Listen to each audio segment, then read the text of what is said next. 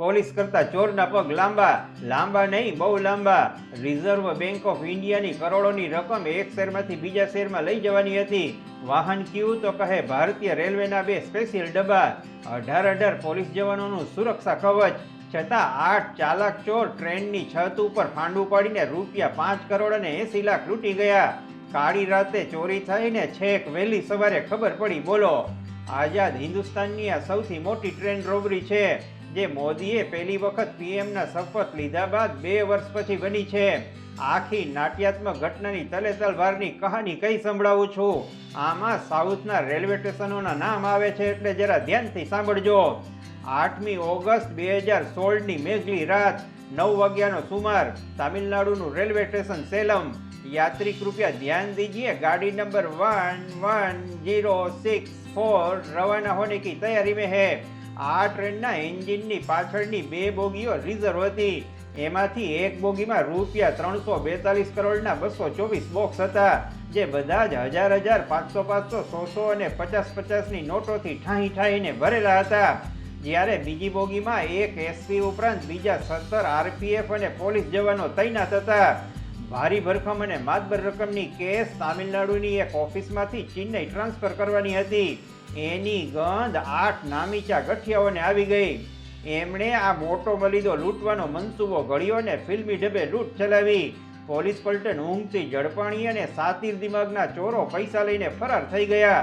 16ની સાલમાં સેલમ ચેન્નઈ ઇગ્મોર એક્સપ્રેસ નામની ગાડી સેલમ સ્ટેશનેથી રાત્રે 9 વાગે ઉપડતી અને ચેન્નઈના ઇગ્મોર સ્ટેશને 5 વાગે પહોંચતી. સેલમ સ્ટેશનેથી 140 કિલોમીટરનો પલ્લો કાપ્યા પછી પહેલું સ્ટેશન વિરુદ્ધાચલમ આવે છે. એ સમયે વિરુદ્ધાચલમ સુધી આ ટ્રેન ડીઝલ એન્જિનથી ચાલતી, કારણ સેલમથી વિરુદ્ધાચલમ વચ્ચે હજી ઇલેક્ટ્રિક તાર નખાયા નહોતા. વિરુદ્ધાચલમ સુધી આ ટ્રેનની ઝડપ પ્રતિ કલાક માત્ર 70 કિલોમીટરની રહેતી. આથી કોઈ ધારે તો ગાડીની છત પર બેસીને પણ મુસાફરી કરી શકે. ગઠિયાને આ બધી વાતની ખબર હતી. નથી કહેતા કે ધણીની નજર 1, ચોરની નજર 4. તેમણે 70 કિલોમીટર અને 2 કલાકના સમયમાં જ આ ગેમ રમી નાખી. અસલમાં ગઠિયા પાર્ટીએ ચોરી કર્યા પહેલા સતત 8 દિવસ સુધી ટ્રેનની મુસાફરી કરીને બધી પ્રેક્ટિસ કરી જોઈ હતી.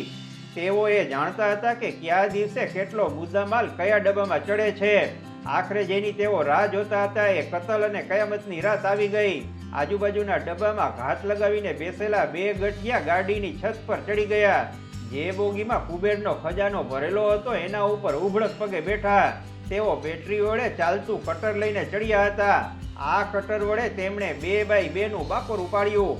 બાકોરું પાડતા જ તેમને લાકડાના બોક્સ દેખાણા.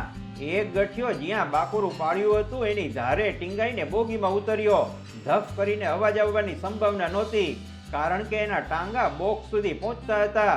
વહાં ઉપર બાંધેલી બેગમાંથી ખીલી ખોલવાની હથોડીને પકડથી બોક્સ ખોલી નાખ્યા. 2 કલાકની માલિકો લૂંટાય એટલો માલ લૂંટી લેવાનો હતો. ડબ્બામાં ઉતરેલો ગઠિયો પૈસાની છોકરીઓ કાઢતો ગયો અને ઉપર બેઠેલા ગઠિયાને અંબાવતો ગયો. 8માંથી 6 ગઠિયાઓ ટ્રેનના પાટા પાસે નોખા ઠેકાણે રાહ જોઈને ઊભા હતા. છત ઉપર બેસેલા ગઠિયાએ જ્યાં પોતાના સાથીદારોને જોયા ત્યાં નોટોના બંડલ ફેંકતો ગયો. વિરુદ્ધાચલમ આવતા એક આખા અને એક અડધા બોક્સમાંથી 5 કરોડ અને 80 લાખની રકમ તેણે સેરવી લીધી અને સ્ટેશન આવે એ પહેલા બંને ગઠિયા હવામાં ઓગળી ગયા. આગળ જણાવીશ કે કોણ હતા એ ગઠિયા અને કેવી રીતે પકડાણા.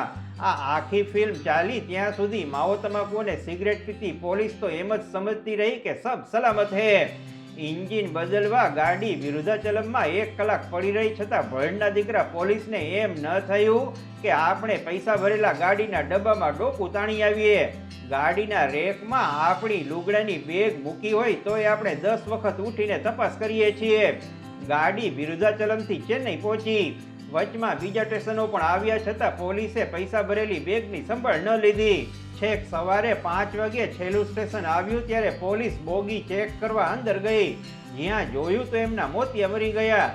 બોગીની ઉપરના ભાગેથી બહારની લાઇટનું અંજવાળું અંદર આવી રહ્યું હતું. મરી ગયા ભાઈ આપણે, કોઈ બૂચ મારી ગયું લાગે છે.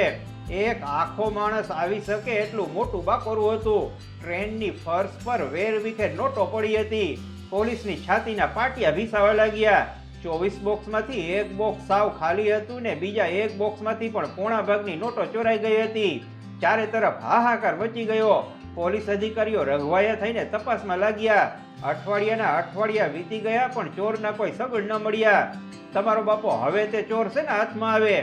જ્યારે પોલીસની કોઈ કારી ન ફાવી ત્યારે આ કેસ તામિલનાડુના ક્રાઇમ બ્રાન્ચ ક્રાઇમ ઇન્વેસ્ટિગેશન ડિપાર્ટમેન્ટને સોંપવામાં આવ્યો. આટલું થયા પછી ખાલી એટલી જ ખબર પડી કે આ ચોરી સેલમ અને વિરુદ્ધાચલમ વચ્ચે થઈ છે. એલા ભાઈ, એ તો નાનું છોકરું સમજી શકે કે માથે હાઈ વોલ્ટેજ વાયર હોય ત્યારે ગાડીમાં કોઈ ફાંકું ન પાડી શકે. બાકી ચોરનું પગેરું દબાવી જાણો તો મળદના દીકરા કહું. હજારો લોકોની પૂછપરછ કરવામાં આવી પણ રીંગણાના ડીટીઆઈ હાથમાં ન આવ્યા. એક્સપર્ટ લોકોએ કહ્યું કે હવે એક જ રસ્તો છે.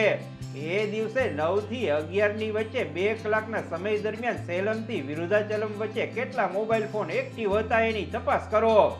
એનમંદે સર્ચ કર્યું તો ખબર પડી કે તે દિવસે કુલ 2 લાખ નંબરો એક્ટિવ હતા. 2 લાખમાંથી ગઠિયાના મોબાઈલ નંબર શોધવા રૂની ગંજીમાંથી 100 શોધવા જેટલું અઘરું હતું. બીજા 2-3 મહિના વીતી ગયા પણ કોઈ કડી ન મળી. દેશ આખો તામિલનાડુ સરકાર, મોદી સરકાર અને નપાવટ પોલીસ તંત્ર પર થૂથું કરવા લાગ્યો. જો રિઝર્વ બેંકના પૈસા બાજરાના ડુંડામાંથી ચકલા દાણા ચણે એમ ચોર ચાવ કરી જતા હોય તો આમ જનતાની સુરક્ષાનું શું? સતત 730 દિવસ સુધી ફીફા ખાંડ્યા પછી મારા જેવા કોઈ ડાયા માણસને સૂઝ્યું કે અમેરિકાની સ્પેસ એજન્સી નાસાને પૂછીએ કે લૂંટના દિવસે કોઈ સેટેલાઇટ તસવીર પાડી હોય તો અમને આપો. આ આઈડિયો કામ આવી ગયો. તસવીરો મગાવવામાં આવી. આ તસવીરોના આધારે ખબર પડી કે આખી ઘટનાને મધ્યપ્રદેશની એક પારધી નામની ગેંગના 8 ગઠિયાઓએ અંજામ આપ્યો હતો. સૌથી પહેલા ગેંગનો માસ્ટરમાઇન્ડ મોહરસિંહ પકડાઈ ગયો અને ગુનો કબૂલી લીધો. તેણે પોપટની જેમ આખી ઘટના પોલીસ સામે વર્ણવી. ત્યારબાદ ગેંગના અન્ય સાથીદારો પણ સાણસામાં આવી ગયા. આમ સતત 2 વર્ષ સુધી ચાલેલો આ હાઈ વોલ્ટેજ ડ્રામા પૂરો થયો. એકવાર સૌરાષ્ટ્ર મેલમાં હું રાજકોટ જતો હતો. મારી અને સામેવાળા એક કપલની સુટકેસ એક જેવી જ હતી. મેં બધાના દેખતા મારા 8-10 તોલાના દરદાગીના અને જોખમવાળી વસ્તુ મારી સુટકેસમાં મૂકી. સામેવાળું કપલ કંઈ ઘુસુર કુસુર કરવા લાગ્યું. સુરત આવતા કપલ આગુ પાછું થયું ત્યારે મેં મારા દરદાગીના સામેવાળાની સુટકેસમાં મૂકી દીધા. અમદાવાદ આવતા કપલ મારી સુટકેસ લઈને હાલતું થયું. ઘરે જોઈને મેં જોયું તો સુટકેસમાં મારા દાગીના તો હતા, પેલા કપલના 2-3 તોલા દાગીના પણ હતા. ગાડીમાં સફર કરતી વખતે થોડું ધ્યાન રાખવાનું હો ભાઈ. નમસ્કાર.